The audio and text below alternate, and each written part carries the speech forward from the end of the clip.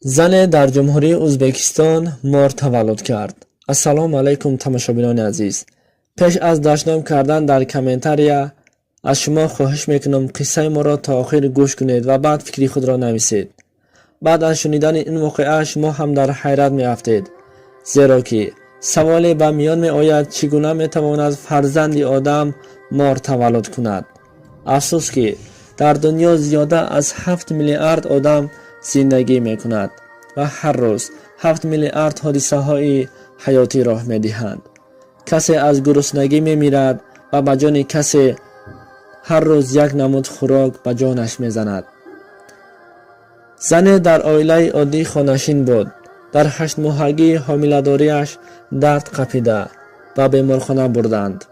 طبیبان گفتند که برای تولد کردن باز 1 ماه است و خواستند که سلامتی کودک که در شکم مادر بوده را از نظر گذرانند. زود مادر حامله را به خانه عضوی درآوردند و صدای بلند طبیب به گوش اطراف بودگیان می رسد. طبیب به همشیره‌ها فرمان داد که زود خانه جراحی را آماده کنند. شوهر زن کیست؟ به من نگاه کند، گفت طبیب. مرد سراسیمه‌وار در آمد و من هستم شوهر این زن، گفت.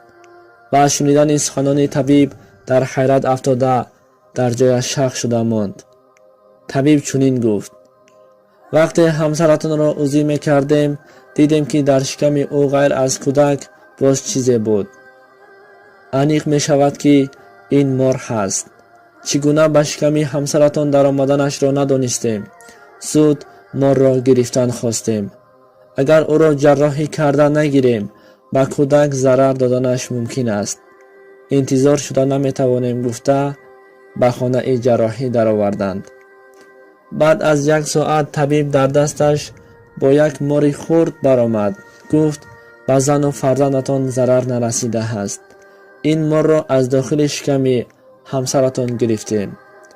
این مار چخیل به شکم زنتان در آمدنش را وقتی بیمار به خود آید میفهمیم.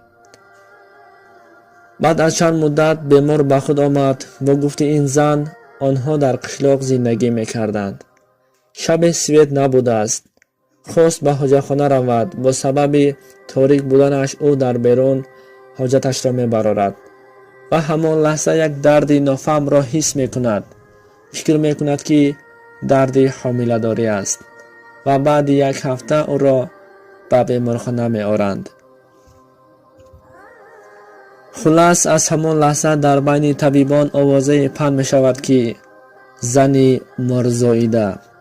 دوستان عزیز، این قصه را من از پیش خود بافتگی نیستم، یعنی که این قصه را در تلگرام یک شبکه هست ازبکی، شبکه های اجتماعی ازبکستان است، از همان گرفتم و ترجمه کرده به شما نقل کردم.